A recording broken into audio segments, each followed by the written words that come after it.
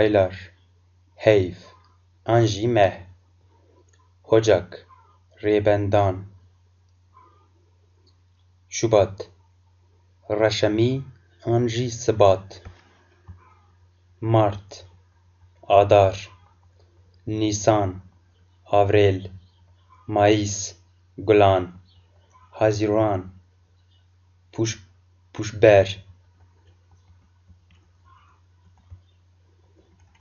temmuz, tîrmeh, ağustos, tebax, an jî gelawêj, eylül, rezber, îlon, ekîm, kewçêr, an jî çotmeh, kasım, sermavez, aralık, berfanbar.